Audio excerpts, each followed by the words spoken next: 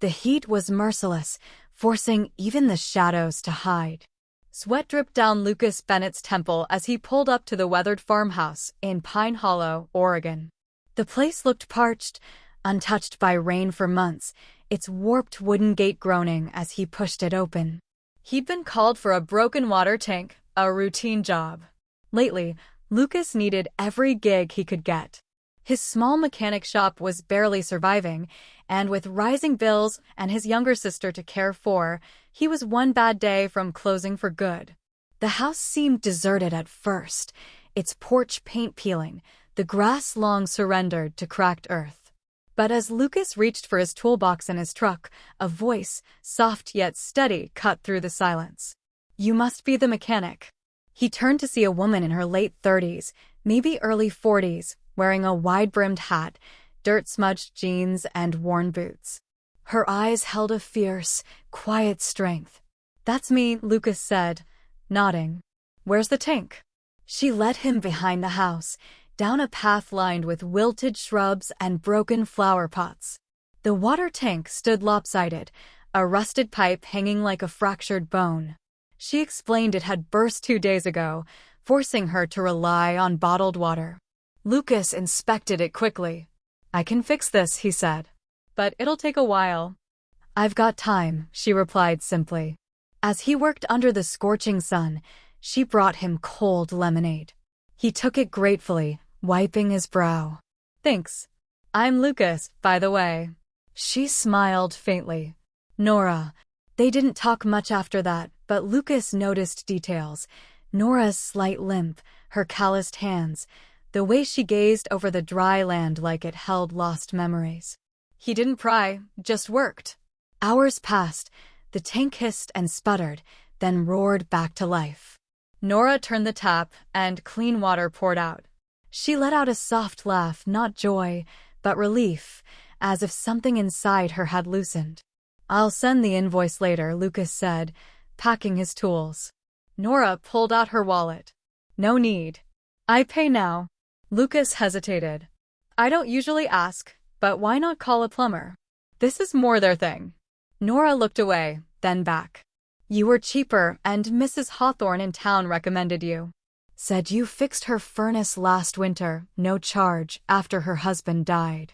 Lucas's ears reddened. She needed help. Nora nodded. "Exactly."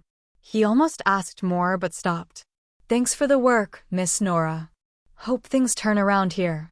As he headed to his truck, he noticed something beyond the fields, rows of dying plants, not just any plants, blueberries, or what remained of them. He turned back. "This your land?" Nora followed his gaze. "It is." "You grow blueberries?" "I did." Lucas whistled. "That's a lot of blueberries." Nora gave a bitter smile. "Used to be the biggest blueberry farm in Pine Hollow, maybe Oregon. But after my husband died last year and the drought hit, it all fell apart. Couldn't keep up, couldn't afford labor, couldn't fix the irrigation. The farm died. Just like him." Her voice carried years of buried grief. Lucas faltered. "I'm sorry." Nora shook her head. "Don't be. Life happens. You bend or break." He nodded, struck by her resilience. 2 weeks later, Nora pulled into Lucas's shop in a clean black SUV. She stepped out in the same boots, but her eyes sparkled. "I have a proposition," she said. Lucas blinked. "For me." She nodded. "You fixed more than a tank that day. You reminded me what help without pity feels like. I want to revive the farm, but I can't do it alone." "I'm no farmer," Lucas said quickly. She smiled. "You're better, a builder, a fixer. I need someone who sees value in broken things." She offered a partnership, a share of profits, a chance to turn things around for both. It wasn't easy to decide. Lucas had his sister, his shop, but something stirred. The same spark he felt when the tank came alive, when Nora smiled. He said yes. The next months were brutal. Early mornings, endless days, but with every repaired pipe, every cleared row, the land began to breathe. Volunteers came, townsfolk who remembered Haven Farm's blueberries from their summers, local teens needing work, even Mrs. Hawthorne sending pies. Nora came alive too slowly. Her grief didn't vanish, but it softened. She laughed more, talked more, walked stronger. By year's end, the farm was green again, not just with blueberries, but with hope. At the Pine Hollow Harvest Festival, Lucas stood beside Nora, baskets of fresh berries around them, music in the air. "Did you ever imagine," she said, "that fixing one tank would lead to this?" He smiled. "Sometimes one repair fixes more than we planned." Her eyes shone. "You fixed me, Lucas." His heart swelled. "No, Nora. You just needed a reminder you weren't beyond repair." The festival buzzed, and Haven Farm thrived, its blueberries once again the heart of Pine Hollow. Lucas's shop stabilized, his sister cheered at the farm's rebirth, and Nora became family, not just a partner, but a friend who'd faced the dark and found light.